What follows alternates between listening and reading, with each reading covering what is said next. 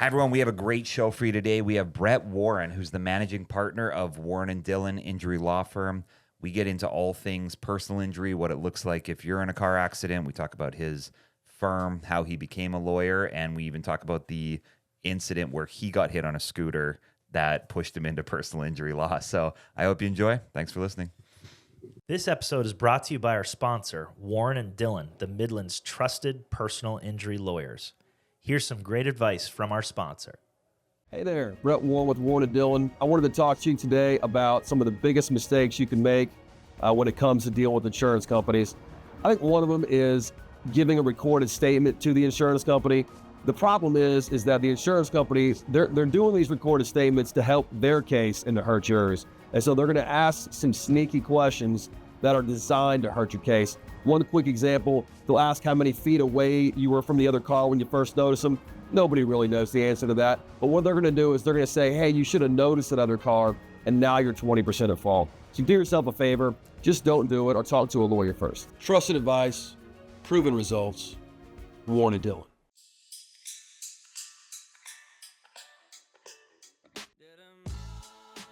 Hi, everyone. Welcome to Here for the Health of It podcast. I'm Dr. Randy here with Dr. Tom as always, and we have a great show today. We have Brett Woron, who's the managing partner at Woron and Dhillon, who's a personal injury law firm here in Columbia.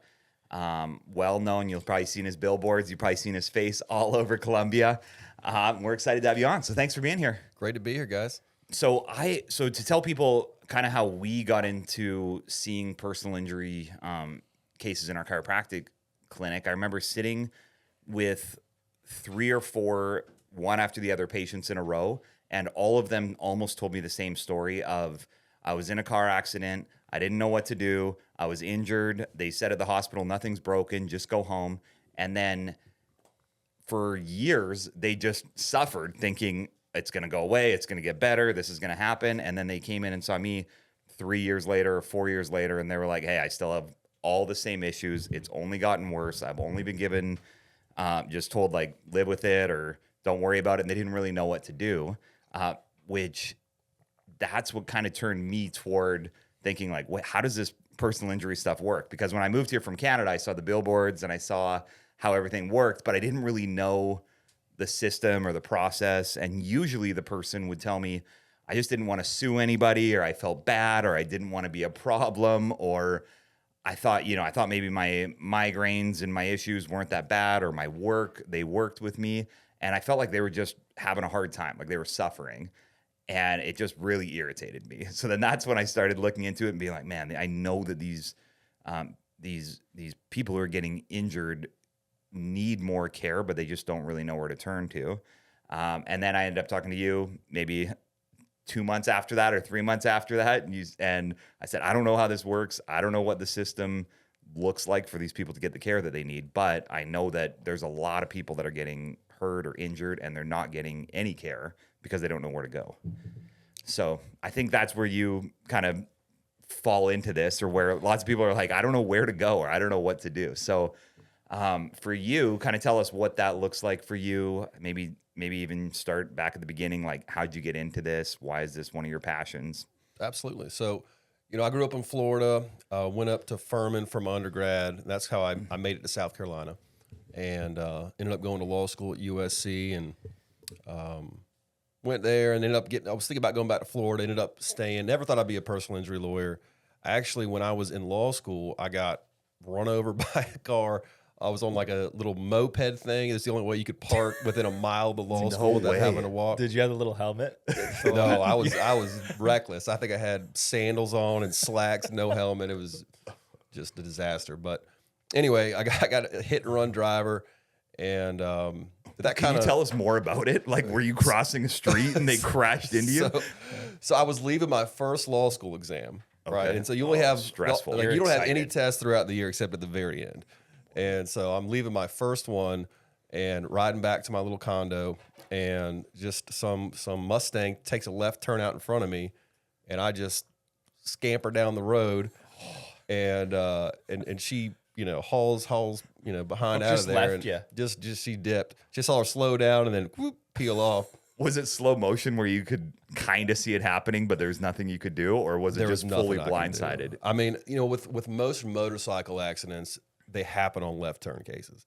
And there's not really anything. You can be the best. Like I tell my buddies that drive motorcycles, they're like, wow, I'm a good driver. I'm like, Doesn't matter. it's not, you could be the best driver in the world. If somebody takes a left turn in front of you, it's just physics. You can't dodge.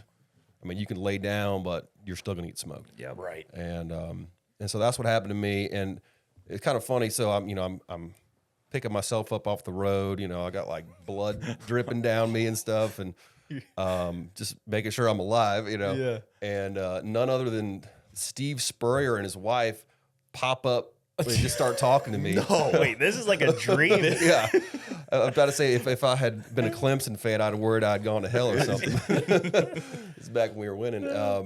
But yeah, Spurrier pops up, and I guess his wife, their son or something, had a similar moped as me and thought I was their son for a second. And Today's episode is brought to you by our sponsor, Columbia Family Chiropractic, with 3 easy-to-get-to locations, one in Forest Acres, which is by Trader Joe's, one in O'Neill Court by the DMV, and one in the Northeast by Sand Hills. You'll be sure to have somewhere near you. They offer a ton of services from corrective care, on-site digital x-rays, spinal decompression for bulging or herniated discs, dry needling for injuries, pediatric care, and a Class 4 laser. They accept all your major insurances. And if you mention this ad, you'll get a discount on your first appointment. Check out their website at cfc4health.com or Google Columbia Family Chiropractic. That's cfc4 health.com. so anyway, she was real sweet, gave me a hug, and Just covered in blood. yeah, I'm just like, you're tap, tap, tap, and just me dripping blood. Wow. And so the cops come, and then the news cameras start coming because it's Steve Spurrier is Right. there. And I'm like, they're asking me like what happened. I'm like, I probably need to go to the hospital right now. Like, so it's all like on the news. And so anyway, that happens, and it was, I got pretty banged up. I had like a tooth fall out, and Jeez. it was pretty painful. But this was back when kind of like that little mini recession, back in 2007, 2008, and it hit the law field pretty hard. So getting an internship or a law clerk job was pretty tough. So I decided to use the fact that I had a personal injury case to try to help me get a job. Right. And so I went to some different personal injury firms, and by God, Fatted one them of them out. hired me. Happened to give them the case too. But that's how I got into the personal injury field. And it also opened my mind a lot because, I grew up and you always hear, lawyer bad. Every case is a bogus case. And then you kind of get into it and realize that's not the case. And what you're really seeing is these multinational insurance companies kind of putting their foot on the little guy. And, and then I liked it. I thought I was good at it. And I decided to pursue that as what I wanted to do. Nice. Was there any other law at the time you were considering going into? I mean, you kind of start out wanting to just do what, go on that kind of corporate path. Yeah. Doing like business law, working for the big firm. And, because like when you're a clerk, you get, the big firms throw these kind of parties to wine and dine you, and they got these beautiful buildings and Chicks everywhere. right. So, you're just thinking like, man, and you get like that big starting salary working, at the big firms. And, thankfully it was almost a godsend that I, didn't go that path, because you can make good money doing that, but man, it's a tough road to hoe, and you're kind of capped at sort of that middle golden handcuff. It feels like personal injury lawyers have the best schedule too, or maybe real estate lawyers. Like, what lawyer has the best hours? The lawyer that got the best hours is the old one that has a bunch of staff working for him that can just pick and choose when he comes in. I mean, you can make any kind of law if you're at the top, kind of how you want it. Just depends on how many people you want to hire and how you got it managed. But it's nice not to have to bill hours. So like the way that we do things, we get a percentage of what we recover for our client.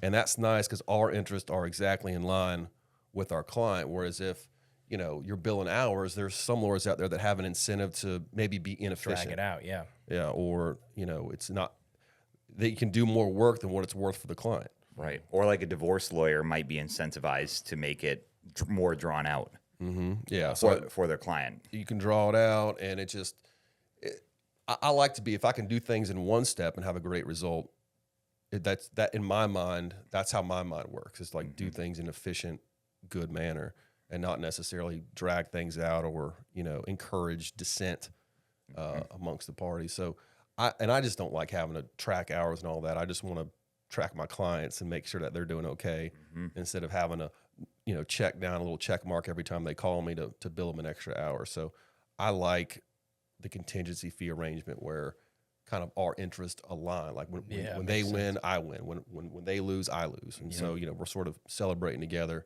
with a good result. So it's in the chiropractic world, there's different personalities that are drawn to different types of chiropractic.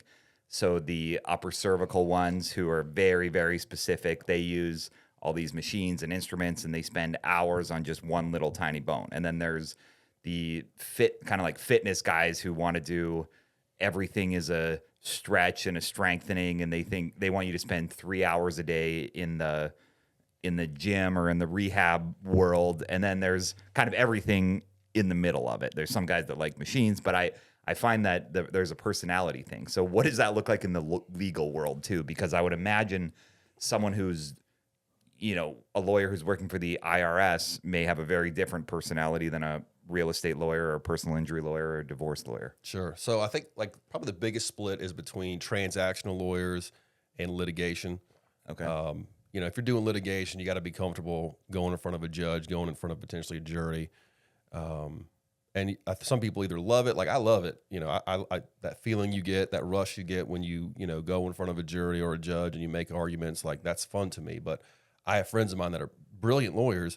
They would be terrified to have to do something like that. It would just be, they would be up all night throwing up the morning of, So that's a big split is litigation versus kind of transactional work where you're doing paperwork and stuff like that. And as far as personal injury, and I guess, just also starting your own practice, you've got to be someone with a high risk tolerance because, if you're billing hourly, you have guaranteed payment. When you do this work, you're going to get paid. And where, personal injury, especially when you're starting out, you may not get paid for 6 months, a year. Right. And eventually it's fine. And, but, and also you have to be good with people. I mean, with doing what I do, we're not only dealing with sophisticated millionaire clients. I mean, we're dealing with people throughout every walk of life, and some people are going through some hard times. And they, they may be a very different background than you, and you've got to be able to, sympathize with them and relate to them and have compassion for them. Because, I think you can't really do your job right if you don't like your client, even if they're, screaming at you, you gotta kind of take, it's not that they're mad at you. They're mad at the situation they're in. They're hurting. They're, out of money a lot of times. They can't work. And so, you have to be sympathetic towards them. You have to understand where they're coming from and do your best for them, even when, you may not feel like it some days. Yeah. I want to ask you too, how does it feel being Columbia's hottest lawyer now that you're advertising on Columbia's hottest podcast? I saw you got engaged. My guess was women were throwing themselves at you, and your girlfriend was like, all right, I got to say yes now before he gets scooped up. No, obviously since the podcast, I mean, they've just been coming out of the woodwork. But how was the engagement? Just tell it. You did that overseas, right? Yeah. So, I hadn't. Were you nervous? Was a lot of planning? I mean, there was a good amount of planning. I mean, I hadn't taken like a long vacation in like a decade. And finally, like a year or two ago, I was like, I need to start. Actually, doing stuff other than just work all the time. Yeah. And so did Italy for 2 weeks, and we were at this place. It was probably the nicest place I've ever been. I mean, I felt out of place there. I mean, I do pretty well, but I was like, I'm definitely the poorest person here. I mean, I think there was like, we ran into like Ryan Seacrest was there. No way. We're just sitting there, and some dog that had a tag named Georgia on it, and then my fiance was like, hey, I'm from Georgia. And then I didn't even recognize him, and then so I went to the restroom, come back. I'm like, hey, good to meet you. Brett Warren. He's like, Ryan Seacrest. And, just don't want to be like that guy. So I'm just like, okay. And then I go sit down. I'm like, that's Ryan And then That's crazy. we saw That this is. guy walking around like this kind of good looking younger guy. He had like a 70s Ferrari or something, had bodyguards walking around with him. I'm like, who is that? And so you kind of ask around a little bit. It was like the Sultan of Brunei's son or something like that. Whoa. And apparently that guy, he has like the largest car collection in history. Dang. And so, yeah, it was just, Magical then. yeah, I kind of felt like I was at the big kids table and I didn't belong, you know? Did Well, I'll she tell you see what, it? she's not saying no in Yeah. that setting That's what I ever. was thinking. That's a good move. Yeah, so Did she see it coming? Like, did she kind of have a sense that it was happening or no? I think she thought, she's going to kill me. I can't. She may have packed my bag and looked a little bit through it, but didn't see it. Okay, so good. I think she thought it wasn't happening. Oh, nice. You know, I'm sure it was just innocently packing my bag, not actually looking. But yeah, so she didn't really see it coming. Let me I help mean, you pack. Yeah, yeah. thanks for all your stuff. yeah, you know, I don't think she meant to, but Man, she didn't see it coming. I'm so jealous that your wife or your fiance packs your bag for you. I need that. My mom does that for my dad. Really? But then here's what my dad does. He like shows up with stuff he doesn't have, and he just blames my mom the whole time. But he won't pack his own bags. Normally I pack it, but this time we were, you know, it's like we had to fit in a lot of stuff in the Right. bag. I was like, if I do it, I'm gonna just get like buy- half yeah. the amount of stuff in there. Yep. And if you're meeting Ryan Seacrest, you got to make sure you have the right outfit. That's wild. So take us back to law school. What's that environment like? Is that competitive? Are you guys getting like study groups? What's the vibe in law school?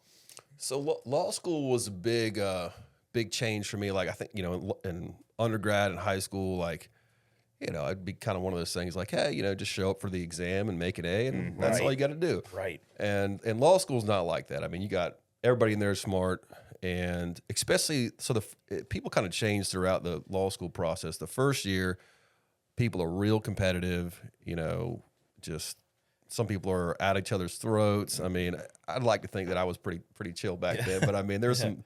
Like There's ripping pages out of books and things. There's some people that are kind of wild. They sort of lose sense of who they are, and because they've never not been at the top of their class. Right. And the way law school is, it's not like everybody can get an A. Like the people who get the highest score get an A, and if Oh, it's like, all scaled that way? it's scaled that way. Oh, So I didn't know that. somebody's making bad grades, and so it gets pretty competitive. And then people kind of burn out by the time they're second or third, or at least not burn out, but like mellow out. You know, they just sort of do their thing, and then they're sort of back to the people they were before they went to law school. But it's highly competitive. It's a lot of studying. It's you know, a lot of smart people trying to fight for the same grade.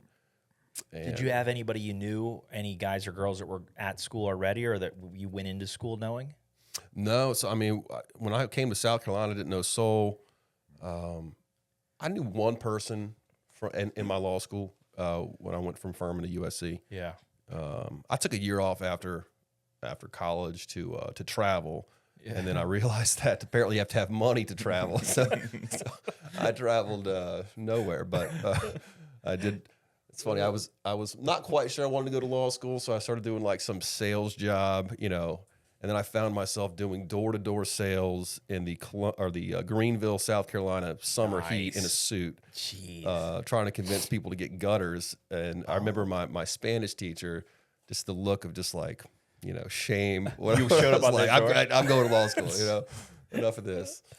That's funny. But yeah, so that's how that goes. And then, you know, by the time you graduate, you know, you're just fighting to try to get a job. I mean, like I said, Right. back when I graduated, it was the recession, and you're just sort of taking what you can get. I was about to go back to Florida, and then I ended up working for this lawyer named Hammond Beal, which, you know, R.I.P. Hammond. He's deceased now, but he was sort of this. Is he I a don't big guy? Like a big dude? No, not really. Really? He was relatively short, but he's funny thing about Hammond. I don't know if you guys remember like the Looney Tunes, like Foghorn Leghorn, Yes. like the rooster, like I say, Yeah. boy. That was Hammond. I mean, he would wear, you know, the seersucker suit, Yep. and he had that kind of almost Virginia draw on his accent, and Yeah. you know, he threw me right in the fire. I mean, it was a good place to kind of, you know, cut my teeth because like he was like, all right, well, you're gonna go try a case tomorrow. I'm like, what's it about? Like, I don't know. Go look in the file. Like, That's oh boy. crazy. So, but it was like, you couldn't have beat as far as getting experience because I was, having to try cases my first year out and Right. doing a mix of criminal law and personal injury. And, started working there. And then I started, ended up moving to what was Branch and Dhillon at the time.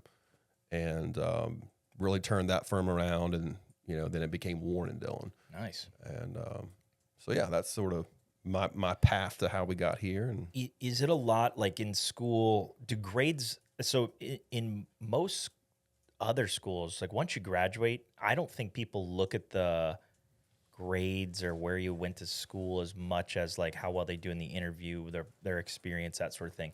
In the law world, is it still more like prestige of that you went to this school and you graduated at this level of your class? Is that how it works in law? I think it really matters for getting your first job.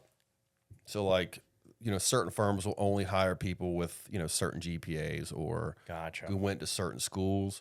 And then after that, it's really like what you produce and what you do as an actual lawyer, as opposed to like what your, potential growth is. Yeah. So, I mean, some people look at, where you cum laude, but most people don't care. If you're kind of in the field, who knows what they're doing. Sure. And who's kind of pretending. And so I don't think it matters a whole lot except for getting your first job. And then it's just like, After that, how yeah. good are you actually at your Yeah. job?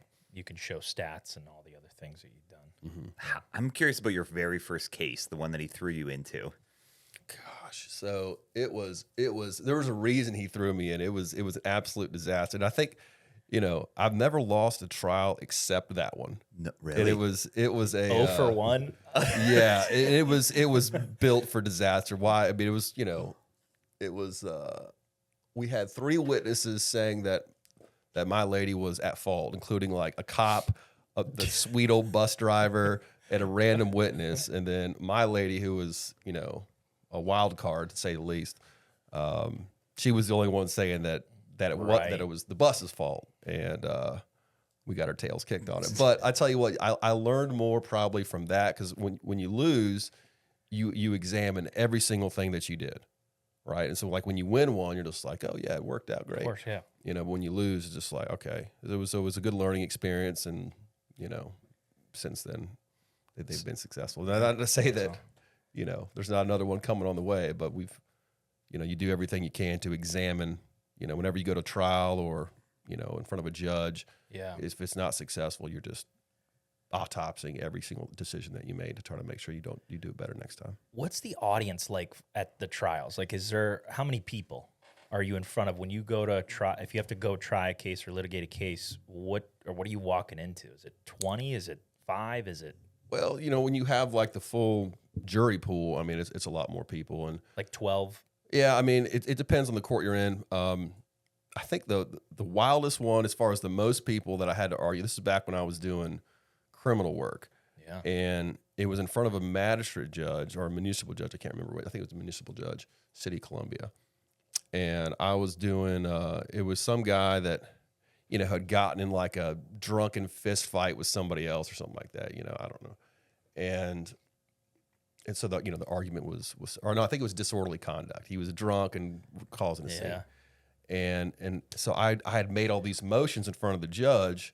And of course there's like 100 people in this room, and there's a bunch of people waiting to have their case heard, because this isn't like a jury trial, right? Yeah. So I come up there and I could just see the judge kind of rolling his eyes like, all right, here's the lawyer, and he's going to make all these motions. And so I make all the motion. He makes me turn around and says, all right, everybody here, introduce yourself to the crowd. I'm like, oh God. So I introduce myself, and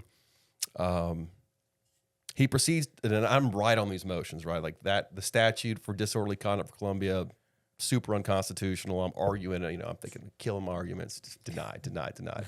But he did dismiss the case, and it had us win. Nice. And so then that was a good time to be in front of all these people. And so like I had like people like dapping me up on the way out. So that was probably the most people I had to be in front of when it comes to being in court. And the average day for you, like is it just a small amount, like 20? Well, it depends on how many people just show up to watch. And there's just like, could we show up to the audience and just really, just open to everybody? How would we know when to show up? What's the best time? Closing statements? I mean, I don't know. It depends. You don't really know necessarily when it's going to be, depending on how the trial goes. I mean, openings are always. I like opening, but I mean, I'm a lawyer, so Kinda like what's sets the interesting to tone. me might not be interesting to other folks. But I like to watch good lawyers argue because sometimes you have creative arguments. There's now some like court TV channels where you can watch lawyers throughout the country. Argue and see how they're doing stuff. I mean, and there's a lot of different approaches on how to take these cases. There's what we've kind of found is that jurors don't necessarily care about other people. I mean, they do to some degree, but a lot of times they're looking at like, okay, how does this affect me and my family? And what you kind of have to explain to them is, by following the law, you're helping protect the community. You're helping the safety of the community. And that way, when your kid is, driving his car, your husband's working that, road construction job. Maybe by upholding justice, they're going to be less likely to get killed themselves. So that's, there's a million different ways to skin the cat, if you will, but it's always interesting to kind of look at different people's approach. Have you ever watched Suits before? So I've watched some Suits. I think I made it through a season and a half, and it's good. I like Suits. I mean, it's sometimes with lawyer shows, I don't really necessarily because it's just you have like the incident happen at the beginning, and by the end of the episode, it's already gone to trial. Which it just in reality that's not how it works. But Suits is pretty good. Who do you resonate with?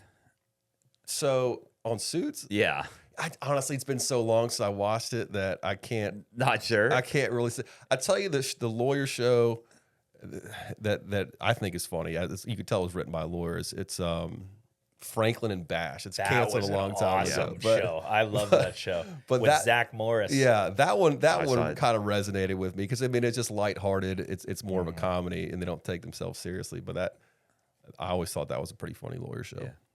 That was good.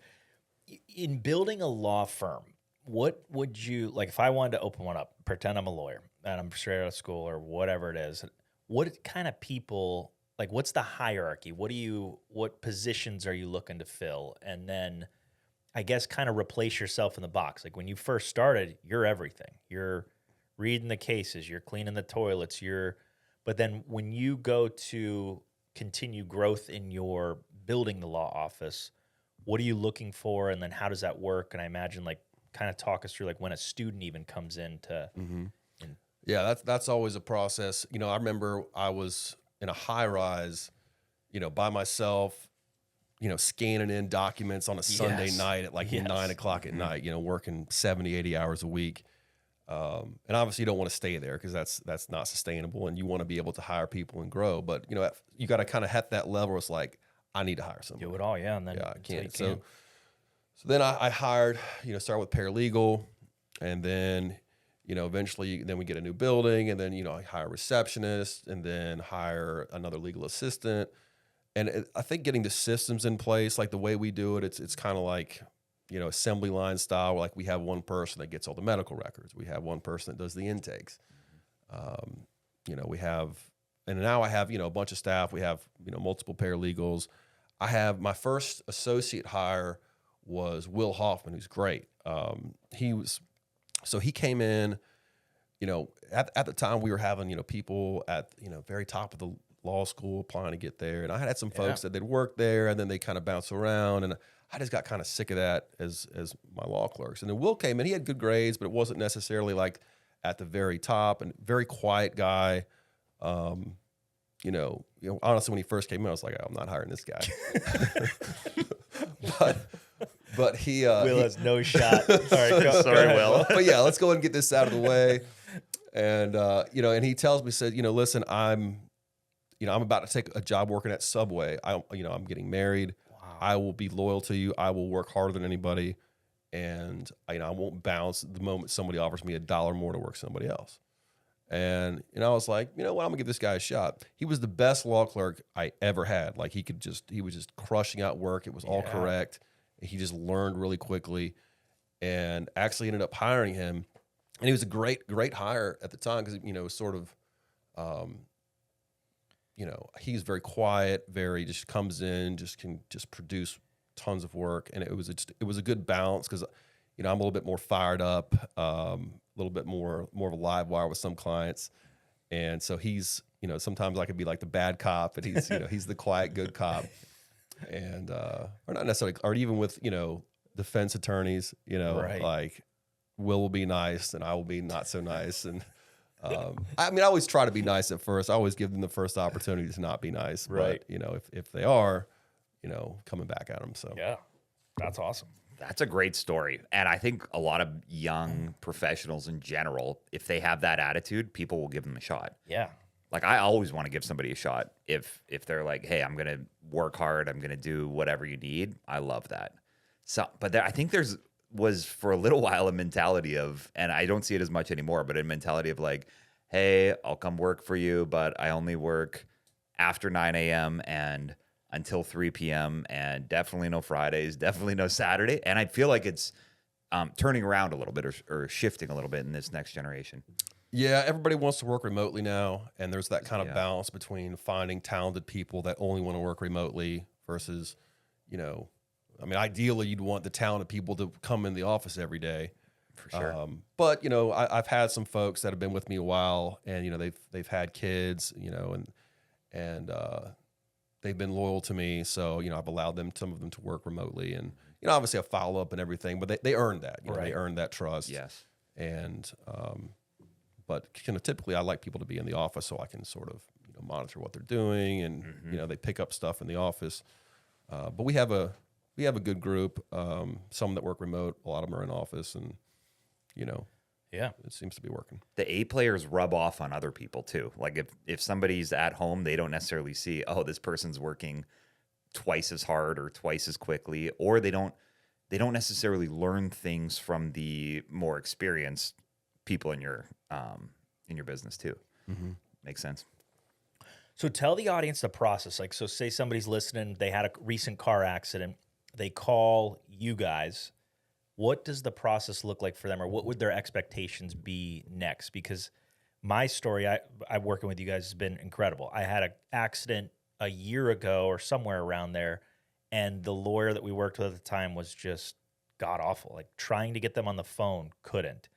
Leave a message, didn't call back. I had to put reminders in my calendar of like, hey, just check in to make sure that things are like, is my case still moving forward or any of that stuff.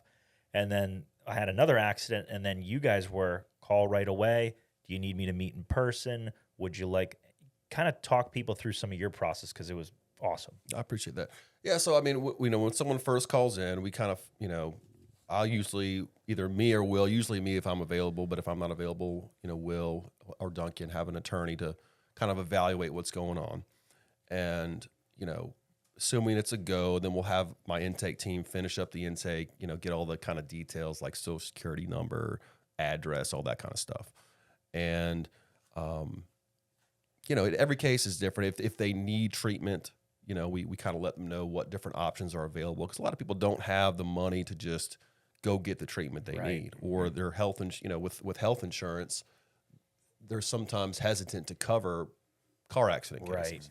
And it can be kind of a mess, whether or not they're going to actually get paid or not for that. Mm-hmm.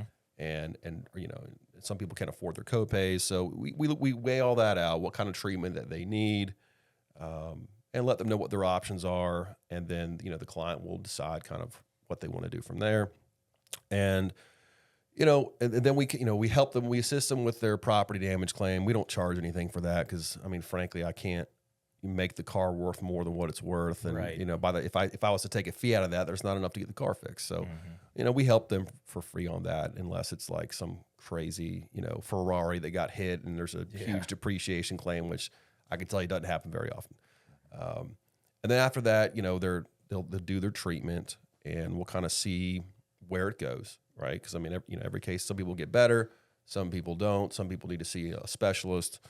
And then once they sort of at least reach a stopping point in their treatment, then we'll send a demand letter to the insurance company and see if we get the case settled. For some, for major injury cases, there may be some other stuff involved, like hiring experts.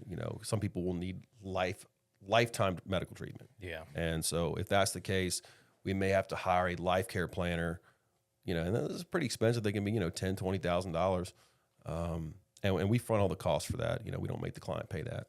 And that plans out their treatment for life kind of thing. And that's what that person's job is. Mm-hmm. Wow. Yeah. So like I have a client now that, she sustained a traumatic brain injury and she has to have certain medications.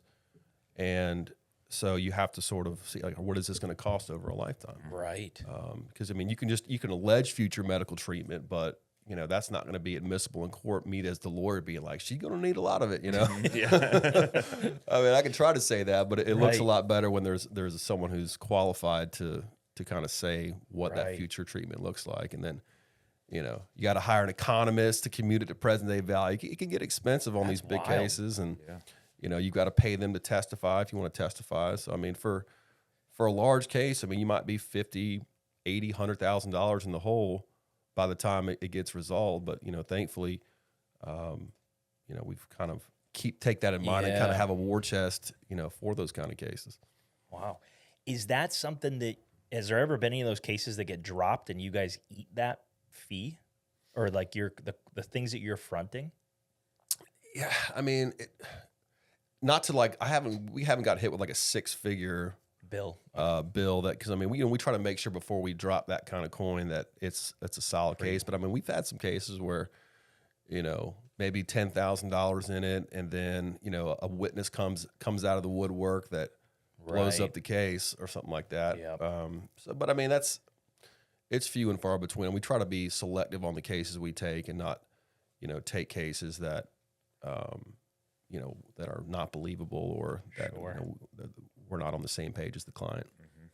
And what type of insurance should people be like looking at for themselves? That's a great point. So, what I recommend everybody, so there's like mandatory insurance, right? So everybody that has an insurance policy is going to have liability coverage of $25,000 for, if you hit one person, $50,000 if you hit multiple people. So, if you hit a whole bus full of people, the most they're going to pay out is $50,000. And then you're going to be on the hook for whatever's after that. And then you're going to also, if you have an insurance policy in South Carolina, you're going to also have uninsured motorist coverage, which means if you get hit by like a hit and run driver or someone that doesn't have coverage, it'll cover you up to $25,000. You have multiple people in the car, $50,000. Yeah. Right. Well, what I recommend people get is something called underinsured motorist coverage. So, say you're driving along, somebody hits you, and you break a bunch of bones and you're out of work for months, and you have a $400,000. I'm just making up a number here, a $400,000 case, right? Chances are the person that hits you only has $25,000 in coverage.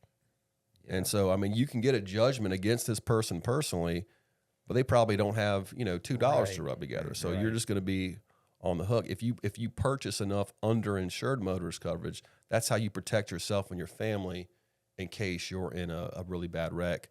So I can't stress enough to buy as much underinsured motorist coverage as you can afford. And the same thing with uninsured, to increase your limits from just kind of the minimum to a higher limit, because there's a lot of people driving around the road with no insurance. I can tell you that. And then, there's a lot of hit and run accidents out there too. And so again, if the person that hits you, runs away and you only have 25,000 coverage, you might have a big case, but you don't have any case. Right. There's sort of 3 stools on a major case. You're going to have liability, which means who's at fault, right? If you're at fault, you're out of luck, right? You can't be at fault and also make a recovery. Right. So if you have liability, the second part of the 3-legged stool is going to be damages, right? If you didn't get hurt, you got no case. So, if you've got major damages, that's part of the big case. But the thing that a lot of people forget about is coverage. I've seen some really sad cases where people have just devastating, life-altering injuries, and they're just not the coverage there. I mean, you have to be able to, there has to be some kind of pool of money to recover from. Just because you got hurt, not every case that happens is like a UPS truck hitting you. Most of the time, it's somebody with not much money, maybe had some drinks driving home and hit your client. But unless you protect yourself with big UIM coverage, Right. chances are the most you're going to get is $25,000 or $50,000, which may not even cover your ER bill. Wow. What's the best thing to get hit by? Like a semi? I mean, as long as you survive. Like where? You want Bill Gates? Yeah, riding down Bill that Gates road. driving drunk down the road. That would be a big one. Because that's right. Are there a lot of personal judgments that actually even happen? Because like you mentioned, most people don't. You're not going to really ever sue the actual person that hit you, right? Most of the time you try to. We try to force the insurance company to pay up to prevent their client from having a personal judgment. Right. So we use the threat of bad faith. So in other words, if you're John Doe and you kill somebody, right, and the plaintiff attorney like me is like, hey, pay the policy limits or else we're going to go after your client for the excess judgment. Yeah, yeah. And then they fail to do so, and they say, screw you, we're not going to pay it. Yeah. In South Carolina, at least for now, unless they pass more tort reform, you can go after the insurance company essentially for more because if you're John Doe, you've been given the shaft by your insurance company, Right. Right, because you're like, hey, pay these people so I don't have to sell my house. Yeah. Please pay them. They've agreed to let me out of a personal judgment, and then your insurance company says no. Well, you should be able to sue your insurance For company. sure. Right. And so that's how we a lot of times avoid going personal judgments, because if there is an excess judgment, you get the person that has the judgment against them to assign their right to sue their insurance company to you. Gotcha. So, okay. I think that is something that it's confusing for the average person. So when they get hit, it's a no-brainer to get an attorney because I think what they think is they feel bad and they don't want to sue the nice person that accidentally hit them, right? But they're not personally suing them. They're suing the insurance company of that person. Yeah, there's Right? already going to be a claim open. Like if your car sustained damage, there's already a claim against this other person, right? And the other person paid to have this kind of coverage, just like you paid to have this kind of coverage on your own car. Mm-hmm. And I can just tell you, don't feel bad for Allstate. Right. Right. If it was up to them, they would never pay anybody a dime. And so I just. And I think that's the thing. They get afraid that they're doing something bad to somebody else. Like you get hit by Sweet Betty, and you're in a fender bender, and it's almost weird. You kind of start to minimize your damages, and it's like, okay, I just kind of pay for the car, and really what you should do, and you could recommend, like you should have a police report, right? No matter what, like even if it's like, it doesn't seem like much, police report. You told me too that there's mechanics that do like really analytical detail on the car to find angles and different things like that may have created damage that doesn't show up in the average thing. And there's certain mechanics like, I wouldn't have known that without you. And then for us, even on the chiropractic side of it, there are sneaky damage that occurs to their structural spine that they're not going to feel maybe for a year, 5 years, 10 years, because it's a degenerative process that slowly, but if they go in and at least get checked. So in any accident, it's like get a lawyer and then follow the steps of then get your body properly analyzed, because if you miss either one of those, now a year goes by or 6 months goes by and you're like, hey, I think this is coming from the case. Your case is kind of shit, right? Yeah, I mean, I think it's ironic and sad that the people that want to sort of tough things out, that are legitimately hurt, like, hey, let me see if it just gets better on its own, and they wait a month. The insurance companies look at it kills your case. I mean, it's not saying you got no case, but it hurts. There's something the insurance company calls a gap in care, and it's really important if you're hurt in a wreck or some kind of personal injury that you see somebody right away, because you're just not doing yourself any favors by waiting around, because they will use that to ram it down your throat later and say, well, gosh, you didn't even see anybody for a month. You must have not been hurt. But in reality, you were just trying to tough it out. and trying to be the good guy and the nice guy about like, hey, I don't want to, get a medical bill if it gets better on its own. They don't look at it that way. They will use everything they can against you. So, if you're in a wreck, I'd say, come to you guys right away. Get evaluated. Get evaluated. You don't want to have that big gap in care. Yep. And another thing, just sort of early on in the case process, be careful what you say to the insurance company. I recommend people don't even talk to the other insurance company. I mean, they can let them know where their car is and stuff like that. But they'll ask questions in ways that, I think we have like a little commercial that talks about some of this, but they'll ask questions in ways that are designed to hurt your case. And I guess the best example I can think of is, you're driving down the road and a car makes a left turn in front of you and you smash into them. And they'll say, well, when did you first notice the other car making the left turn, or how many feet away were you? And nobody really knows that, but they'll kind of get you feeling like you should be able to trust them. They'll be real nice to you. And they'll say, I don't know, I was 50 feet away, or I was 20 feet away, or whatever. Now the insurance company later on will say, you should have noticed this car making a left turn in front of you and hit your brakes faster. So now you're 30% at fault. Right. And and it's hurts you, it's some sweet old grandma who just clearly couldn't have done anything to avoid the accident, but now she's stuck at 30% at fault, and we got to try to dig our way out. So the best advice I have would be, you can just say, hey, I don't feel like giving a recorded statement now. The best thing would be to talk to an attorney. And what I tell my clients is just to throw me under the bus and say, hey, my lawyer, he asked me to have you call him about that stuff. And then they'll just deal with me. Because that's one way to hurt your case early on. Not getting medical treatment right away is a great way to hurt your case.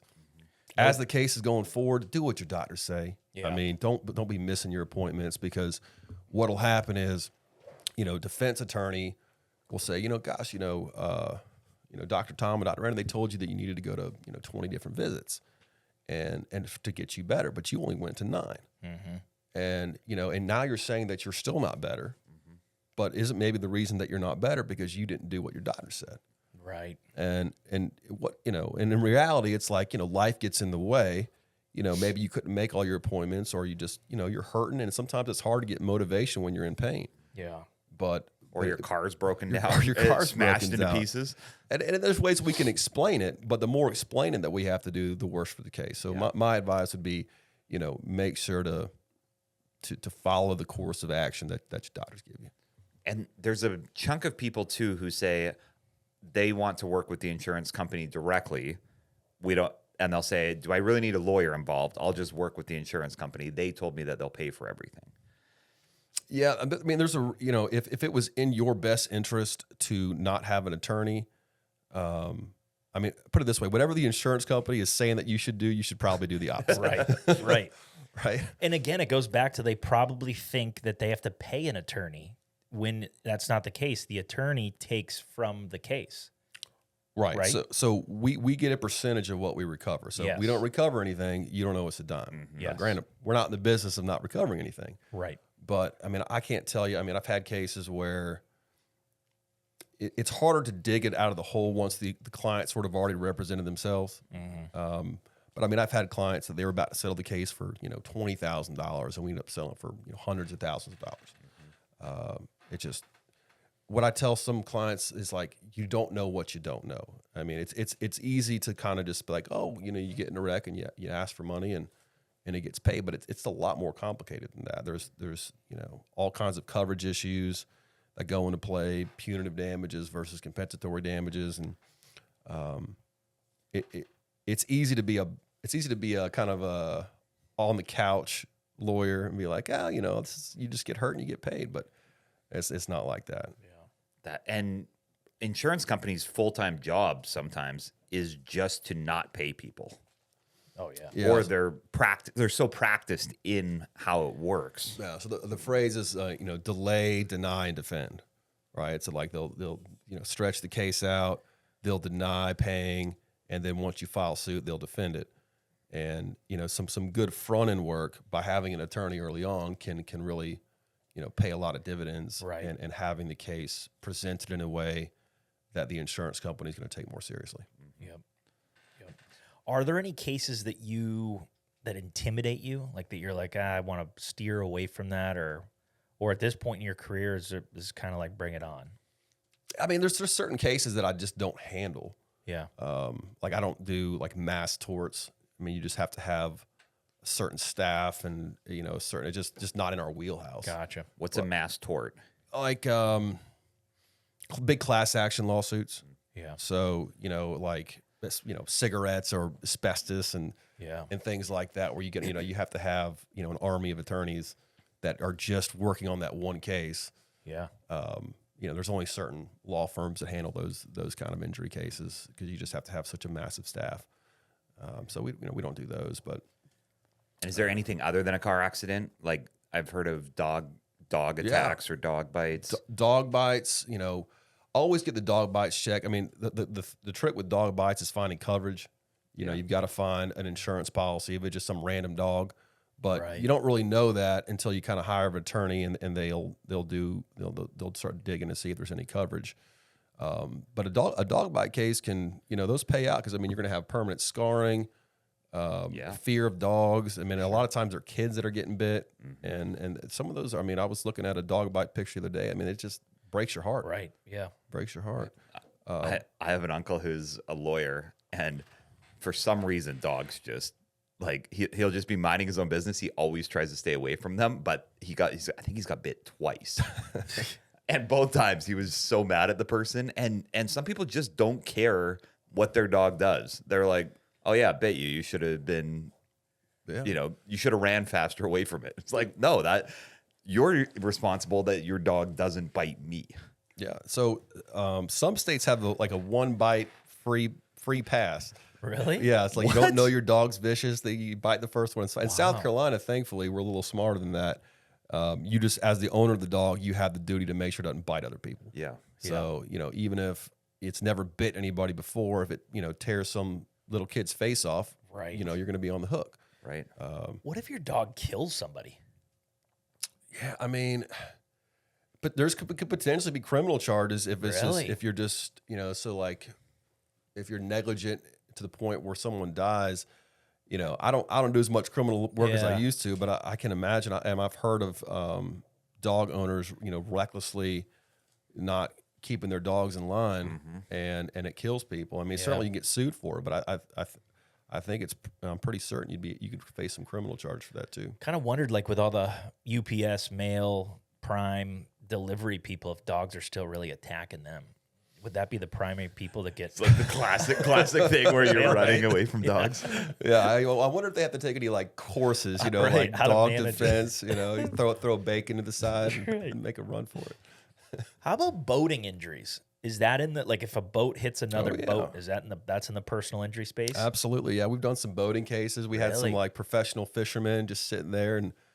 Some drunk just mows their boat down, you know. I've seen those on Instagram. It's scary. Scary stuff. Just yelling it. Yeah. Boat injuries. You got, you know, premises liability cases, which are a lot more difficult than like car accident cases, just because you know, determining liability is more difficult. But we do a lot of those. You know, someone is, you know, they leave like something on the ground at CVS where in a walkway, and some little old granny trips and breaks her hip or something like that.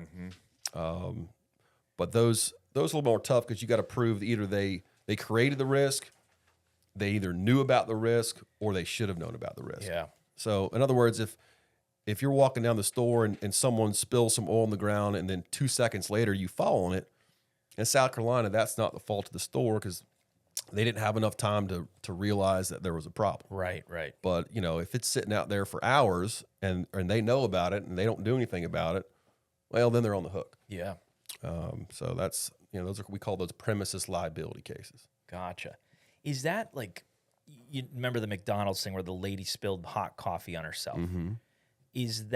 Are there lawyers that are out there either personally trying to seek out big companies that they could find something to sue them for, or that personally, or like coaching people to be like, hey, Walmart's floors are always slippery and they're not, you know what I mean? Like, are there things that people are kind of still pointing?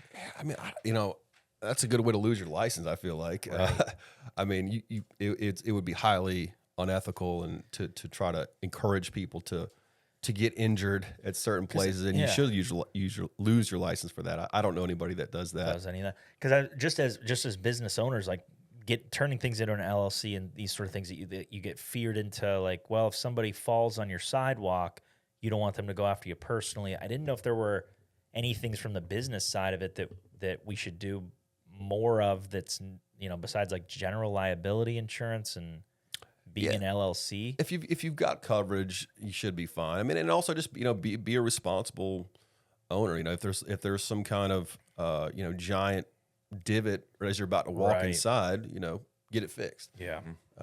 But you know, having an LLC is good, and just, you know, having coverage and just making sure that, you know, you don't have any hazards on your premises. Yeah, I like how it's set up, honestly, because I think you shouldn't be able to do something that would injure yourself that was no one else's fault but your own and get money for it. But I also think if Home Depot didn't train their forklift driver and then they were running people over, they should be paying for that too, because they need to be incentivized to train their, or who, you know, Home Depot I'm using as an example, but anybody who has a forklift driver, you should train them and make sure that they have their credentials before they start driving around. I mean, if there's no incentive to have a you know, safe premises or encourage safety, you know, there'll be the occasional nice owner that'll do it anyway. But for the most part, you know, a lot of businesses are run on a profit motive. And if it's profitable to be unsafe, they're going to be unsafe. Yeah. But if it's more profitable and safer to make sure that no one gets maimed on your property or gets hurt, then the insurance companies will force these companies to take those protocols. Yes. Yep. And by having the ability to sue them for being unsafe, we encourage them to be safe. Yep. What are some of the hobbies of lawyers? Gosh, I mean, it's like saying, what are the hobbies of anybody that shops at Walmart? I mean, it's just, they're across the board. Because you know what the people say about lawyers? They love cocktails.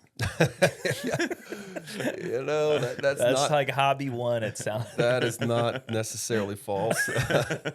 Yeah, I mean, you know, a lot of lawyers are social people that are in high stress jobs, and you know, so there's a lot of camaraderie in that, and you know, you'll see people at happy hours and stuff like that, and so that's, you know, that's not false. That's not false. Yeah.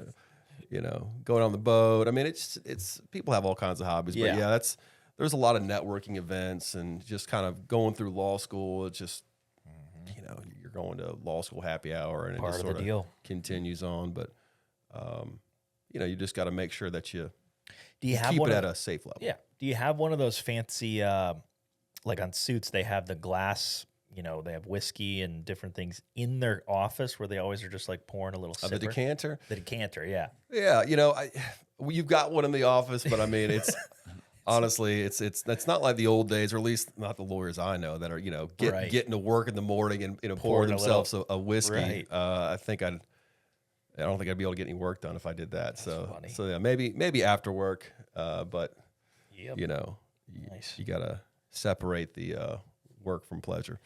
Yeah. And what about when you're looking to expand or looking to grow? Because I'm curious about where you see yourself in 5 years or 10 years, or you see your company going. Mm-hmm. So, I mean, we have a little satellite office in Charleston and in North Augusta. Okay. And I think the next step for me, I probably am looking to hire another attorney at some point. I mean, we have a good workload, and just to kind of, you know, you got to have the clients come in, obviously, before you can expand. But, you know, we have a good following here, and I think we want to expand a little bit into Charleston. And Will, the guy I was telling you about earlier, my associate, he's from North Augusta, and he was commuting every day from North Augusta. So I was like, hey, man, I can give you a raise, or I can open up an office in North Augusta so you don't have to drive every day. And I ended up giving him both, but but he deserved it. But yeah, so we have an office there, and we have one in Charleston. Duncan Hickman spends a lot of time in our Charleston office. Yep. And But yeah. Also, Duncan spends time on Bravo Television. He does. He does. Duncan, and also Duncan spends time losing in overtime to me in hockey games. Oh, Dunk. That I was going to text you. That happened last week. I scored an overtime goal against his team, and they got pushed out of playoffs. Oh, God, that's funny. And then the process for lawyers, they start as interns, right? And then it would be an associate, then partner. What's the hierarchy if they want to get to named partner? You know, there's a million different ways to do it. I mean, you don't have to be a law clerk or an intern, right? And law clerk's like the starting point. That's like where you work in law school. Okay. Right? You're not allowed to actually practice law. It's like do everything clerk. but Yeah. like sign the paperwork almost. right. And so then once you're actually barred, you have your license and everything like that. I mean, you can go straight out and open up your own firm if you want to. I mean, some people do.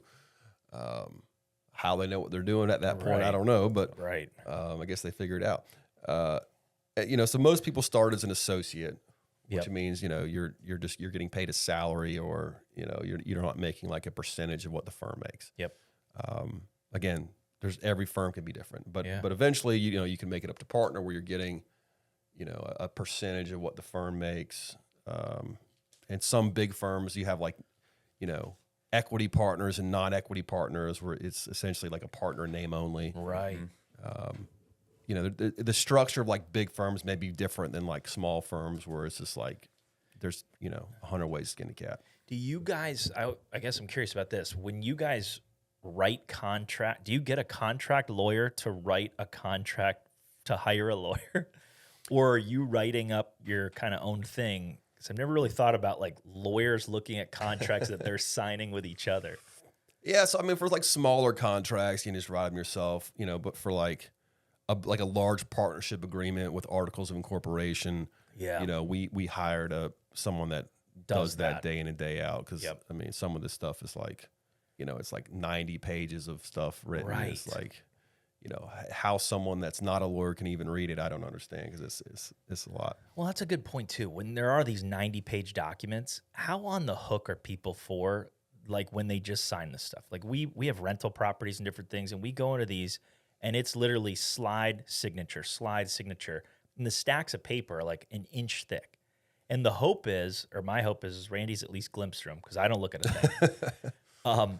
But Which I do glimpse through them, but I don't know. Like, it doesn't all make sense to me. couldn't there be like, that's what I think, like, couldn't there be a paragraph where they just tuck it in there that we would have no clue about, that could be legally binding because we've signed it? Yeah, I mean, that's what you worry about sometimes is like, it's like online when they're like click the terms Yes, of agreement, yes. and then like And the it just terms of skips. agreement are like and they end up selling your that's how they get your data, Right. like Right. Instagram, It's all in Facebook, there. all that. Yeah, I mean, it's Is there any protection against that? Like if we did sign all that stuff, and then like would the lawyer that we hired to I guess guide that or orchestrate that process, would they be at fault? if there was some kind of material term that was just completely detrimental, that if you hired an attorney to review the contract and they completely missed it, Yeah. and I mean, you could make the argument that they were negligent in not disclosing that material part of the contract Right. to you. Because what I'd love, and this is what I always try, is like, can you just give me the bullet points of what am I signing? Because generally what happens, like even when we would create contracts for our docs or staff or whatever, it was like, here's what we'd love in there. Bullet point, bullet point, bullet point, bullet point. Turn that into a thing, which they were pretty short. I mean, there were maybe 7 to 9 pages, I think, are our contracts. But so those are somewhat easy. But still the hope is that those bullet points are portrayed the way we are thinking about them. Mm-hmm. If that makes sense. And then I always worry, like, no clue, because law can be interpreted 4,000 different ways on how you guys, the language that you guys write. Yeah, I mean, like an ambiguous term is usually construed against whoever made the contract. So, if it's your contract, you want to make sure to have the terms pretty tight, because if there's gray area, it's typically construed against the drafter. Oh, interesting. Is there any other, what was I going to say on that? Yeah, I lost it. There's something about a contract. Well, there's a whole non-compete thing kind of going around right now, right? And Yeah. I'm wondering how that's affecting the legal community. Yeah, I've I know a little bit. Like there was like I guess some government agency said no more non-competes, and then there was some lawsuits that there should be, and then apparently that like non-solicitation agreements are still binding. I'm not quite sure about the current status on it, but I know that for a lot of firms and a lot of companies, it's been a pretty big deal because, a lot of people were leaving and violating their now what they think is a non-binding non-compete agreement. Right. And also a lot of companies were, trying to lock in their employees to pretty one-sided contracts that don't really allow them to ever leave. Yeah. Yeah, I could see both sides of that. Is there a class in school where you guys learn like the crazy lawyer language? Because I always wondered why you can't read something. The average person, when they read it, it feels like it's written to confuse the shit out of me. Right. So we have to read so many cases. It just becomes and then like we have to learn terms. And at first, when we were first starting out, you don't know what there's. I mean, you just have to like look up these words. Right. But then you do it 10 times, you do it 100 times, you do it 200 times. All of a sudden, it starts making sense. So yeah, that's kind of how you learn. But what they don't teach in law school is how to actually practice the law. I mean, you learn sort of the big picture stuff, like how to spot issues, how to look for certain things. But like as far as the nuts and bolts of like, hey, here's how you go to the clerk's office and you actually file a real lawsuit. That you got to kind of learn through experience. Yeah. What's the wildest case you've had? Can you speak to something interesting or unique that maybe we wouldn't have heard of? I mean, a couple ones. I mean, I had one, every once in a while I'll do like a pro bono or like a soft case. And I think I had one that it was a woman who had severe bipolar, and she kept buying everything on the shopping network, like 100 of like some worthless thing. Right. And the poor husband is like, telling them like, do not accept any charges from her. And she's taking his card and do it. Clearly she's not him. Oh, right. Whoa. So, I ended up taking this case, knowing I wouldn't get paid anything, but I felt bad. I mean, real nice couple. Yeah. Ended up getting them to take away the charges. And I think, the guy paid me in like okra or something like that, which was nice of him. A couple bushels of Okra's the worst, too. Yeah, I think, I mean, we've had some big cases that have changed my life financially, but I think the ones that I remember the most was just some of the wild, the weird ones. Like when I was doing like criminal law, I had one. It was a self-defense claim, and so this guy's saying that my guy started the fight. My guy's saying, "Hey, I was just defending myself." Mm-hmm. Right. So get up to the trial. Start getting this guy that's the so-called victim, and I didn't think he was the victim at all. I think he was the one that was the aggressor. Started getting him all fired up on the stand. He's yelling at everybody. And the point being like showing that this guy's a hothead. Right. Yeah. And, cross-examine the cop. At the end, make the motion to dismiss. And the cop actually, I've never seen this, actually goes, you know what? I agree. So Really? Yeah. So like mid-trial, the cop just like, you know what? He's right. Change the story. Yeah. Just said, you know what? I don't believe this guy anymore. Yeah. Wow. And the guy was so mad that they had to like escort us out of the courtroom because like they were he was gonna like try to attack all of us. Jeez. I love the idea of going to trial and doing the opening, closing statements. Like, it seems like there's something to be said for that when the insurance company knows, oh, he's been to trial a lot. He's not afraid to make his case or stand up for it. Sure. Do they know that? The insurance companies know They do. who wants to? They do. I mean, and also like, there's less trials now than like when I first started practicing because we have what's called mandatory mediation now. And whereas before, it just one side would be like, we're not paying, the other side, we want all this, and then you just go to trial. Yeah. And now you got to get all the decision makers in the same room, to kind of evaluate what it's worth. And a lot of cases get settled now without having to go to trial. Yeah.